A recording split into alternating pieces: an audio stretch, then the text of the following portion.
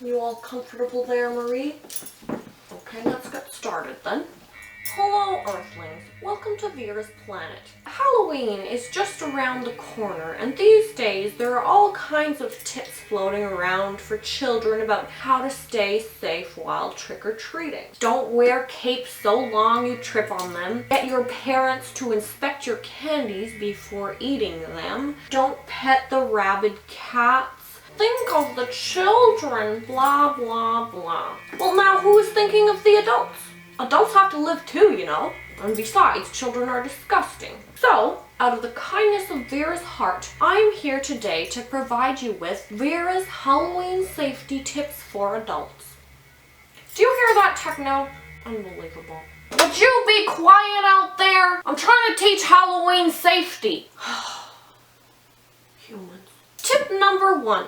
Dress as something very scary while the trick-or-treaters are out. You want the trick-or-treaters to run from your door as soon as you appear so you don't have to spend too much of your hard alimonied cash on useless candies. This is the face I'm gonna make when the trick-or-treaters come by. Roar! Then I'll pounce quick like a cat. Roar! They'll get really scared. Tip number 2. Drink alcohol. You'll feel better about everything. Tip number 3. Carry fire with you while the trick-or-treaters are out in case the children get too close for comfort. Tip number 4. Make sure you have enough cleavage showing to attract a ride home at the end of the evening. This goes for you too, gentlemen. Halloween is a busy evening for cab drivers, and there's a lot of nudity downtown, so you'll have a lot of competition to catch a ride home. You'll want to be sexy enough to convince a stranger to drive you home for free. Win-win. That was a wink.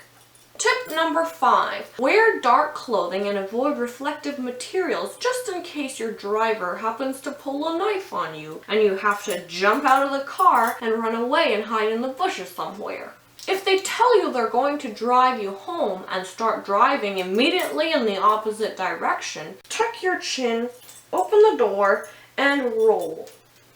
Find a thick shrub to hide in until they drive away. Once they're gone, simply use your sex appeal to catch another ride. Unless they're rich.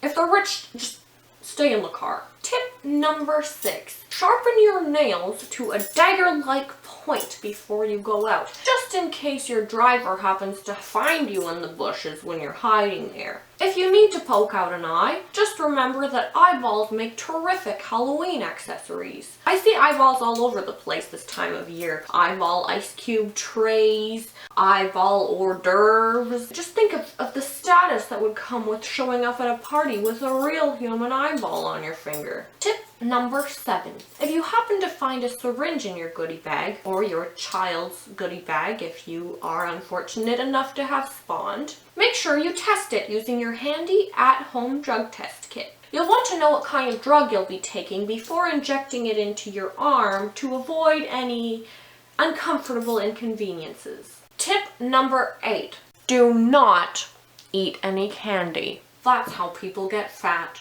In fact, avoid eating anything at all. Stick to Vera'S diet of champagne, cigarettes, and apple cider vinegar and water. It'll keep you slim.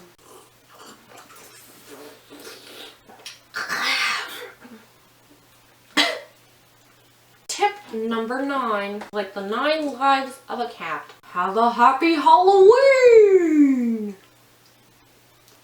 So, these are all my safety tips for this Halloween. I hope you enjoyed this video and that you learned something. Please like, subscribe, and share this video with your friends so they stay safe too.